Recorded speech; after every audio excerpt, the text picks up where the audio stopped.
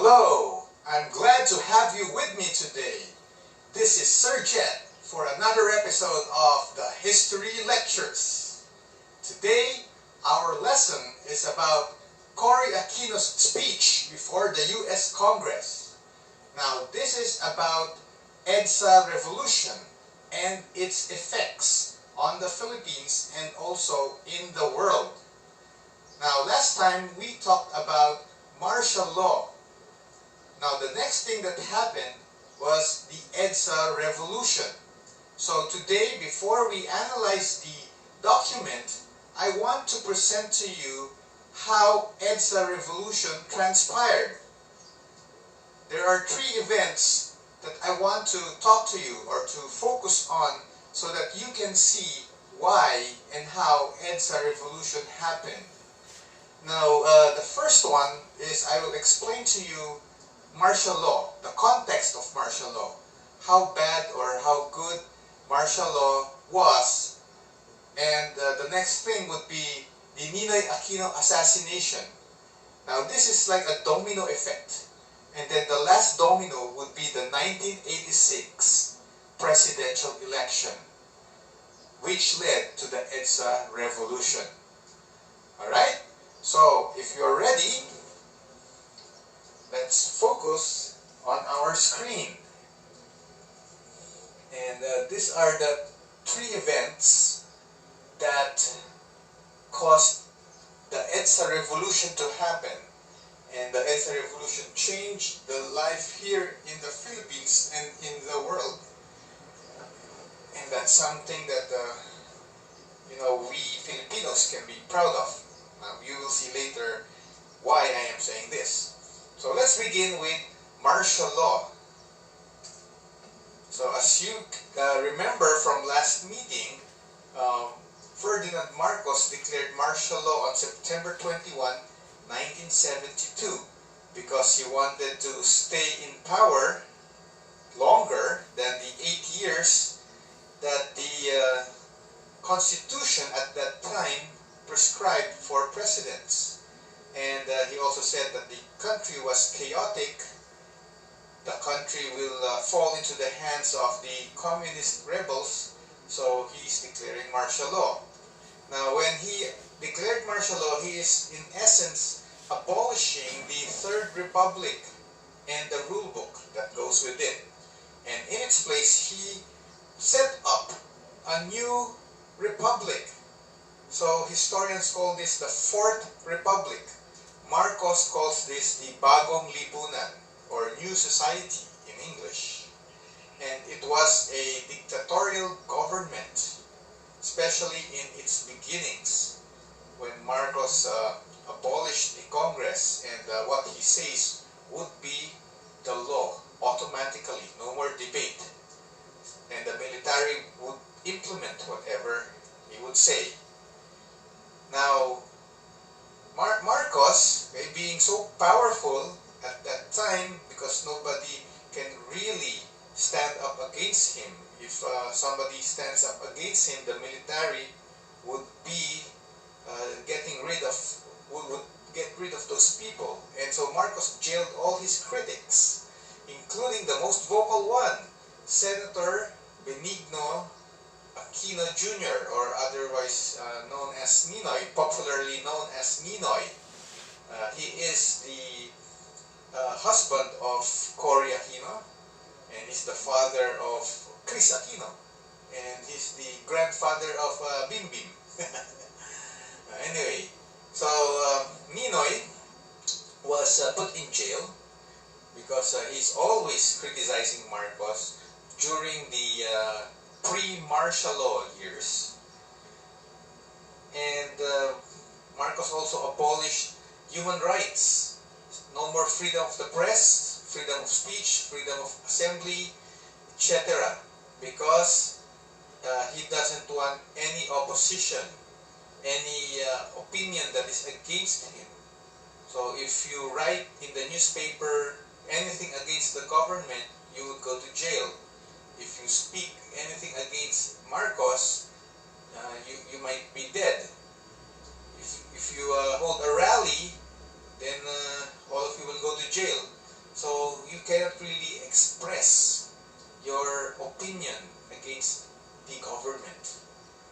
that's the picture of martial law.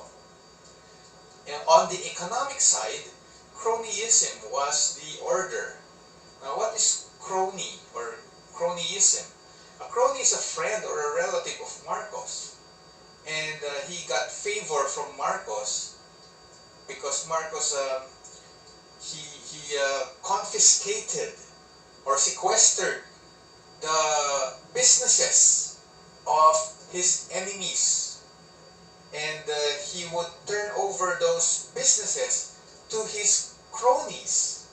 So, for example, ABS-CBN, during the Third Republic, it was owned by the Lopez family. Now, Ferdinand Marcos didn't like the owner of ABS-CBN, so he confiscated or sequestered the TV network, and he put Mr. Lopez in jail, and then he gave the network to a friend of his. I think the name was Mr. Benedicto, and that guy ran the company as if it was his company. And not only ABS-CBN, there are many other companies that got sequestered by Marcos and given to cronies for them to own that business and make money out of those businesses. And of course, if somebody gives you a business out of the blue and you're suddenly earning millions of pesos because of that business, wouldn't you give some kind of Thanksgiving reward or a token to the one who gave you the business? Now that's called kickback. So that's how cronyism works. Okay? Marcos would give companies to cronies, and the cronies would make money out of those companies, and Marcos, of course, would get some kind of token. And that's the economic order during that time. Just a few families or a few people controlled the economy. Now, on the military side, the AFP got the largest chunk of the national budget. It's like a buko pie that you slice, and the largest slice would go to the AFP, the Armed Forces of the Philippines. Not to education, not to infrastructure, not to health or environment, but to the military. So that's a very big chunk of the national budget, so that the army or the armed forces can really wipe out the rebels, and there would be peace in the martial law regime. Now, the US did not stop Marcos from declaring martial law, because they themselves benefited from martial law.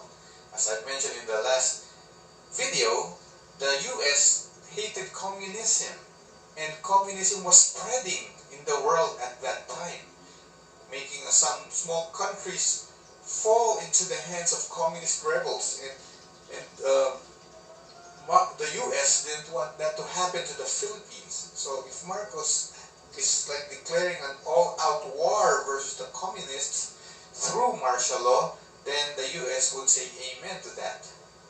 And also, there were US bases in the Philippines. Clark and Subic at that time were military bases. Clark was a giant parking lot of warplanes, and Subic was a giant parking lot of warships. And if these places would continue to exist in the Philippines, then the US would have a very strategic launching pad for the defense of the Pacific from communism. So Marcos would like to have these bases stay, and so the US would like Marcos to also stay some more in power, because if the next president would be anti-US, then goodbye Clark and Subic. So the US really would like Marcos to stay some more. And there were also US companies operating here in the Philippines, and they're making money out of the Filipino consumers. So if the next president, or if the country would fall in the hands of communists, then the US companies might be evicted. So as long as Marcos is in power and communism is out of the picture, the US would really benefit from that scenario. So that's the reason why martial law continued during the Fourth Republic. So that was the context. That's how life was in the 70s, all right, and early 80s. Now, the next event that happened was the Nino Aquino assassination. So in 1983, Benigno Aquino, the #1 critic of Marcos, was shot in the airport. Now, what was he doing in the airport? I thought Marcos put him in jail. Because Nino Aquino developed a heart disease while in prison.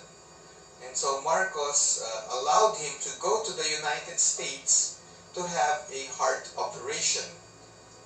And after the heart operation, Ninoy was making a return to the country.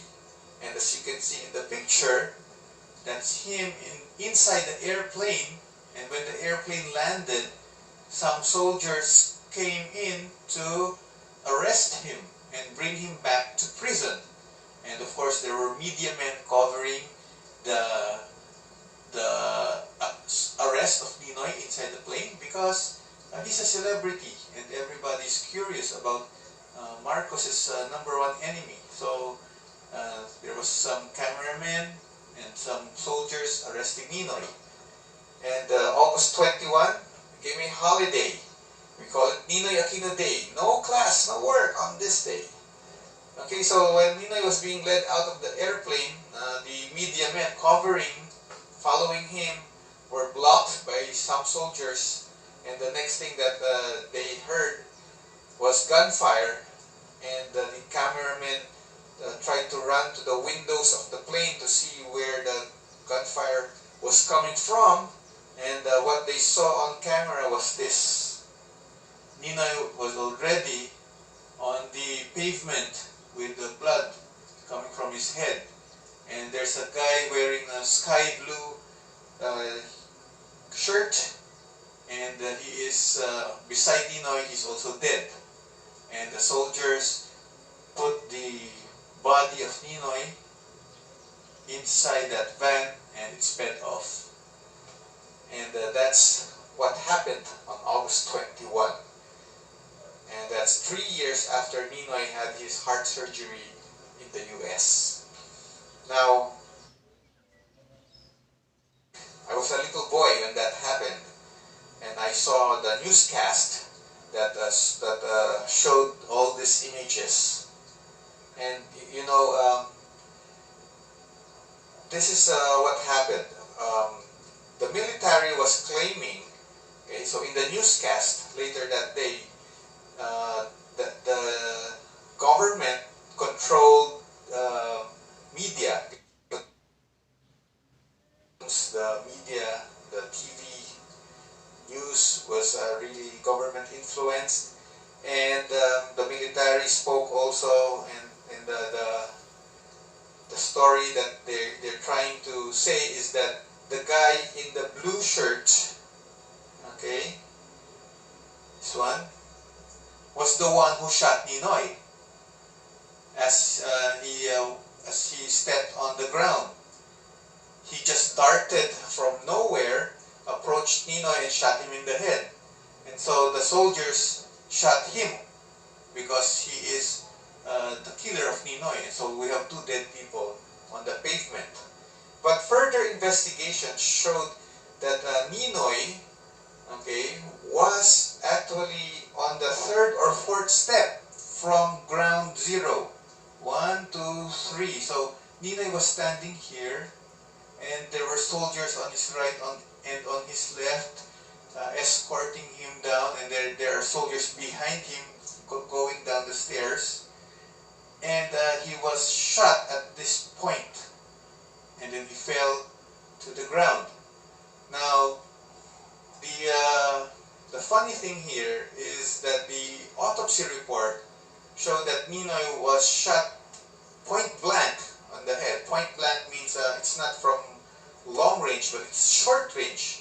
The gun is pointed directly on his head at close range, and the bullet entered Ninoy's back of the head near the left ear.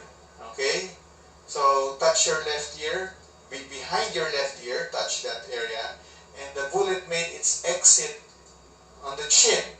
Okay, put your other hand on your chin. So, what is the trajectory of the bullet? Exactly, it's going down. So the shooter must be somebody on a higher level than Ninoy. And it couldn't be the guy in the blue shirt, because the guy in the blue shirt was on the ground. Okay?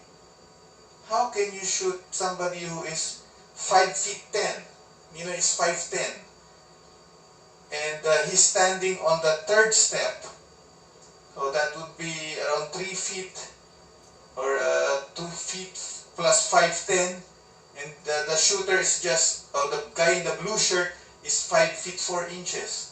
How can he shoot somebody and the trajectory is from the left ear to the chin if you are down here? So the mystery is that nobody saw the gunman. The military is just claiming that he's the gunman. Okay? And so the people were really very suspicious of the reports because it doesn't jive with the autopsy report. Now, later on, the guy in the blue shirt had a name. They found the name, Rolando Galman. And he said that the military said he was standing at the bottom of the staircase. And the initial report that the media gave is that this guy, Rolando Galman, was an NPA, and he is disguised as an airport janitor, because the blue shirt is the uniform of the janitors of the airport. But later on, some investigators were able to identify that Rolando Galman was not an NPA, and is not an airport janitor, but he is somebody who is in jail for many cases. Okay, so he is a criminal, and he was in jail multiple times for multiple crimes. And maybe people say that he was just used as a fall guy, as props in the skit in the killing of Ninoy. And the public felt that Galman did not do it, but he's just standing there.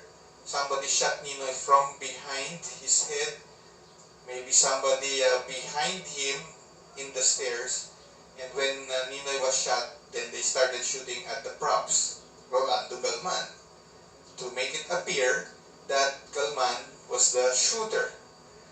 And so the public was really intrigued, and they had rallies at that time calling for Marcos to have an investigation that is fair.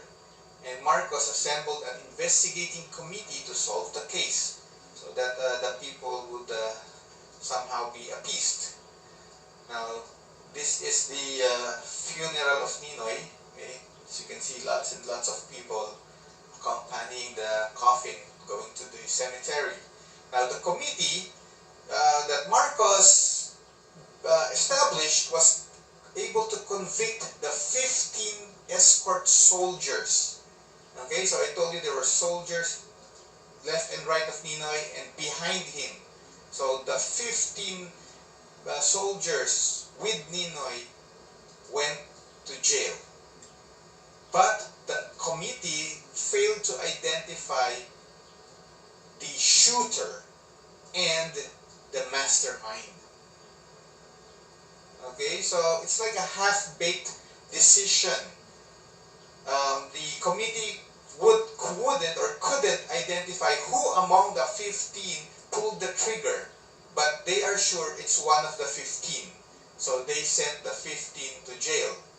And mastermind who ordered the 15 soldiers to kill Ninoy, they also failed to identify. Now, because of that half-baked justice, daily rallies happened to express the people's disgust. Rallies like this were a common sight every day in the TV and in newspapers. And so the people who were silent in the early days of martial law suddenly had the guts to stand up and complain against Marcos. That's why Nino Aquino was called the Ama ng Demokrasya. Because of him, people had the courage. Because of his death, people started coming out of the streets and holding rallies once again. Now the US, seeing this happen in the next many months after the assassination of Ninoy, pressured Marcos to do something about the situation. Because in the US, their citizens were also expressing their disgust on the US government. US citizens are saying to their government, you know, our country, the US, is supposed to be the champion of democracy.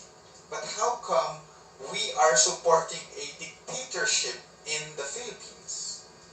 And so the American president at the time felt the pressure from his own people, so he talked to Marcos and told him, you better shape up the democracy image in your country, because the world is looking at you and they don't want a dictatorship in Asia, because you are identified as a US friend, and the US is not supposed to support dictators but democracy. And so because of this, Marcos was pressured to declare a snap election in 1986. Now when you say snap, that means it is out of schedule, okay? He wanted to just tell the world, okay, that the Filipino people still love him, that the daily rallies that they see every day is not really a big deal. This is just a minority of the Filipino people, and the big majority of the people still love him as president. So he said this 1986 snap election would prove that. Okay, so the election happened. There was a campaign period, and who ran against Marcos? The widow of Nino Aquino, Cory Aquino. And it was a very colorful campaign.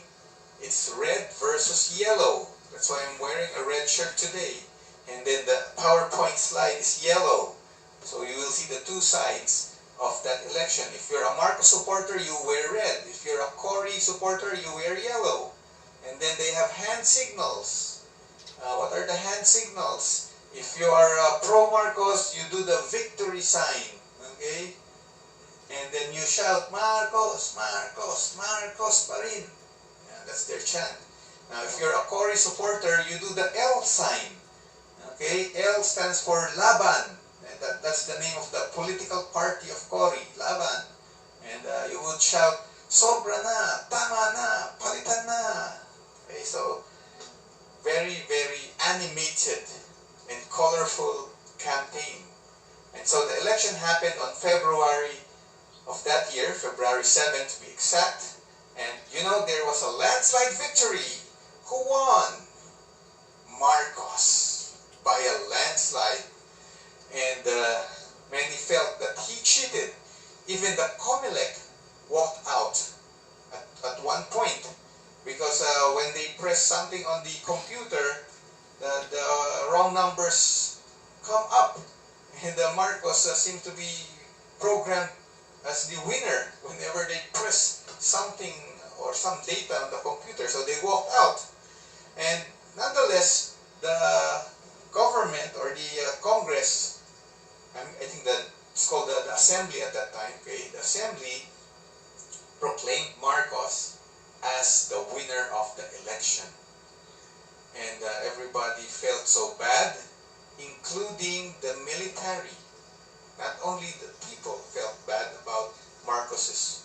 victory in the election, but even his own men, the men who were loyal to him during martial law, didn't feel good about the result of the election.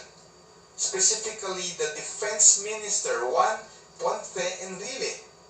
Yes, the guy who was supposed to be, or who was supposedly ambushed, suddenly turned against Marcos. And the martial law administrator, the one who would do the arrests of Marcos's enemies, General Fidel Ramos. He was a 3-star general at that time, and AFP Vice Chief of Staff. So these two men, okay, that's Ramos and Enrile, plotted against Marcos. It's a secret plan to grab power. So since they control the military, there's a little faction, not too many actually, just around 300 soldiers who were with them, and they planned to grab power from Marcos. But Marcos had his own intelligence group, and they were able to discover the plan of these two men. And so they got information that there would be a coup attempt to grab power. So Marcos ordered the arrest of Ramos and Enrile. Now, Ramos and Enrile also had their own intelligence, and they were able to discover that their plan was already discovered. And so they prepared for the arrest. They went to Camp Crame and Camp Aguinaldo, that's their home base, that's their offices, and waited for the arresting teams. And they armed themselves, full battle gear, ready to fight the arresting teams. And so there was tension, okay? And they were afraid also for their lives. So Ramos and Enrile called some personalities to help them. And the ones, the first one they called, of course, is Cory Aquino. And they called Cory, we are now against Marcos, believe it or not. And they are going to arrest us. Would you like to help us? And Cory said, where? Really? You're against Marcos? You were the ones, and you're asking for my help? You were the ones who jailed Ninoy. And you were the ones who really gave me a big headache, me and my family, during the martial law period. And now you're asking for my help? And I'm sorry, the most I can give you is my prayers. And so they didn't get any help from Cory. So they turned to two other personalities. Boots Aquino, the brother of Ninoy, who was a politician at that time, opposition leader, and Cardinal Sin, the Catholic bishop, cardinal, sorry.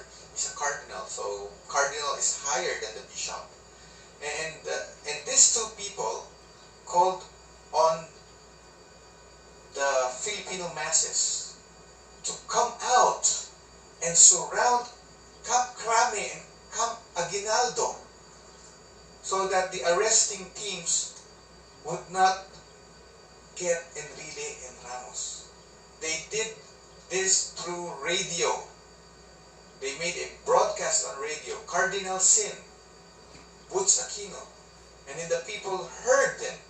And since the people are Catholics mostly, okay, so they followed their Catholic leader. And the people also hated Marcos, so they also came out, okay, and followed what Cardinal Sin and Boots Aquino were asking them to do. So they formed human barricades around Camp Aguinaldo and Camp Crame, and these two camps are along EDSA, okay, the big road going to Cubao. So they massed up there to protect Enrile and Ramos. And as you can see, so many people blocking the way. The tanks that are supposed to come and arrest Ramos and Enrile were blocked. Okay? And they cannot get to Camp Crame and Camp Aguinaldo. And instead, they joined the crowd. The soldiers inside the tanks, when they saw the crowd, their hearts melted, and then they joined the crowd. They became anti-Marcos. And so Marcos would send another batch of tanks. And the same thing would happen. The soldiers in the tanks would see all those people against Marcos, and they would also join the crowd. The people would be shouting, "Sumama na kayo, join! Sumama na kayo, join! Wag matakot, makibaka!" And then they would join the crowd until all the tanks and all the soldiers sent by Marcos to get Ramos and Enrile turned over to the side of the people. And nobody or no soldier, no military unit is on the side of Marcos anymore, except the most loyal general, the 4-star general, General Fabian Ver. And so, what would you do if the people are not following you? The military is no more because they are not on your side anymore. Marcos left the country. That was on the 4th day of the revolution, the mass up on EDSA, February 25 to be exact. And it's a holiday today. Okay? Every February 25, no work, no school. And Marcos was actually rescued by the Americans because the people might get Marcos, mob him in Malacanang. So the Americans sent helicopters to fetch Marcos from Malacanang and evacuated him to Hawaii. That's the U.S. soil. And Cory became the next president. Okay, so this is Cory in her oath-taking. And the people now have democracy restored. No more martial law. And they have a president. And some say Cory got into that position because of a free ride. Because Enrile and Ramos started it, and the one who benefited the most is Cory Aquino. Now it's up for you to decide on that. Okay? You will read the document later on. Alright, so now after the EDSA revolution, okay, the world was so amazed on how a bloodless revolution could happen in the Philippines. Imagine, there was not a single casualty in the EDSA revolution. Nobody died, nobody got wounded. And then there is a change of power, there's a change of government from dictatorship to democracy, change of leader from Marcos to Cory. And this happened, technically a revolution, but no bloodshed. First time in the history of the world. And the world was really looking at the Philippines at that time, okay, admiring us, the Filipino people. And the U.S. Congress invited Cory to speak before them about the EDSA revolution.